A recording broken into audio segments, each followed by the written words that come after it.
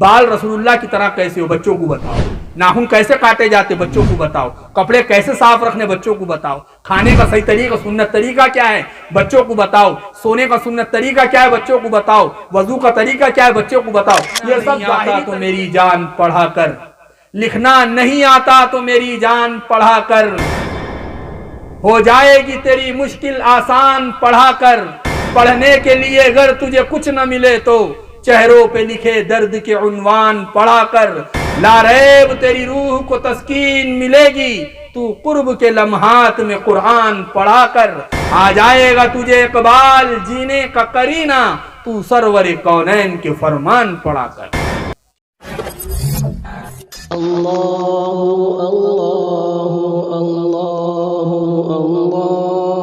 یہ بچے معمولی چیز نہیں ہیں۔ حضرت عبداللہ ابن عباس رضی اللہ تعالیٰ عنہ فرماتے ہیں ہم نے اللہ کے نبی سے یہ فرمایا اے اللہ کے رسول ہمیں والدین کا حق تو معلوم ہو گیا کیا ہے، لیکن بچوں کا ہمارے اوپر کیا حق ہے؟ فرمایا تمہارے بچوں کا تم پر سب سے بڑا حق یہ ہے ان کا اچھا سا نام رکھو اور ان کی اچھی تربیت کرو۔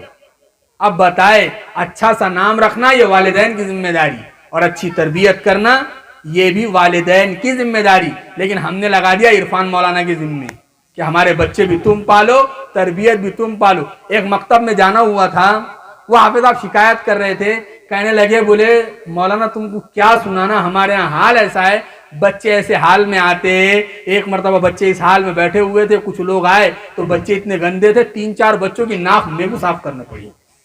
اب بتاؤ بولے یہ گھر سے والدین ایسی بھی تیاری کر کے بھیجتے۔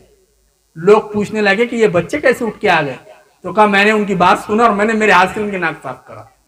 اب کیا باقی رہ گیا سچی بتاؤ، ہم اتنا برا حال ان کا کر چکے۔ اس لیے تربیت گھروں کے اندر ہوگی، اور میں نے کہا تربیت 2 طریقے سے ہوتی، ظاہری تربیت اور باطنی تربیت۔ ظاہری تربیت میں کیا ہے، بال رسول اللہ کی طرح کیسے ہو بچوں کو بتاؤ، ناخن کیسے کاٹے جاتے بچوں کو بتاؤ، کپڑے کیسے صاف رکھنے بچوں کو بتاؤ، کھانے کا صحیح طریقہ سنت طریقہ کیا ہے بچوں کو بتاؤ، سونے کا سنت طریقہ کیا ہے بچوں کو بتاؤ، وضو کا طریقہ کیا ہے بچوں کو بتاؤ۔ یہ سب ظاہری تربیت ہے، اور باطنی تربیت کیا ہے؟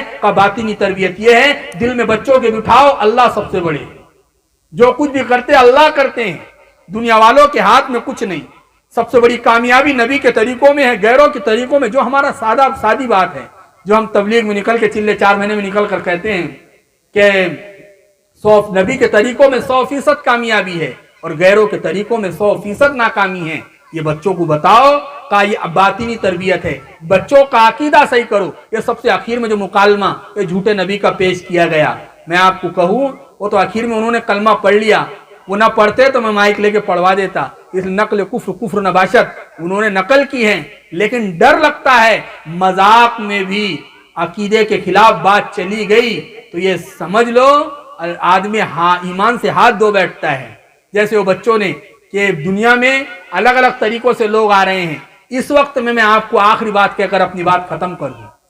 چور کی شکل میں آئے تو پکڑنا آسان ہے، ڈاکو کی شکل میں آئے تو پکڑنا آسان ہے، اور اگر چور اللہ والے کی شکل میں آ جائے اور ڈاکو بڑی داڑھی رکھ لے، بڑی پگڑی باندھ لے، ہاتھ میں تسبیح لے لے، عصا لے لے، ٹخنوں کے اوپر پاجامہ کر لے اور چور اس شکل میں آئے، بتاؤ آپ پکڑ سکتے ہیں؟ نہیں پکڑ سکتے۔ یہ روحانی جراثیم ہیں۔ جیسے ڈاکٹر سوجن کو ایک طرف کرتا ہے، صحت کو ایک طرف کرتا ہے۔ اب آپ کو سوجن آ گئی، آپ ڈاکٹر آپ یہ کریں نہیں یہ صحت ہے، کوئی MBBS کوئی اسپیشلی ڈاکٹر ہے، جناب یہ صحت نہیں سوجن ہے، آپ سوجن کو ہی صحت سمجھ بیٹھے۔ ایسے لوگ بہروپیے کو ہی ایمان اور دین کا ٹھیکیدار سمجھ بیٹھے۔ تو اس وقت میں جو ایمان کے ڈاکو آ رہے ہیں، ایمان کے لٹیرے آ رہے ہیں، وہ ایسے حلیے میں آ رہے ہیں، کوئی قرآن کا نام لے کے آ رہا ہے، کوئی حدیث کا نام لے کر آ رہا ہے، کوئی ختم نبوت کا منکر ہو کے آ رہا ہے، اور ایسے دلائل ہمارے سامنے پیش کیے جا رہے ہیں۔ کوئی مہدی بن کر آ رہا ہے۔ الگ الگ طریقوں سے لوگ ہمارے درمیان میں گھس کے محنت کر رہے ہیں، اور نتیجہ یہ نکل رہا ہے ہم ان کو صحیح سمجھ کر ان کی باتوں پر عمل کر رہے ہیں۔ اس راستے سے بھی ارتداد پھیل رہا ہے۔ سب سے بڑا ارتداد کا اس وقت میں راستہ اگر کسی طریقے سے پھیل رہا ہے وہ کالجز سے پھیل رہا ہے۔ آپ کہیں گے کیسے؟ اس وقت میں انکار خدا کا انکار کرنے کا مسئلہ سب سے زیادہ عام ہو رہا ہے۔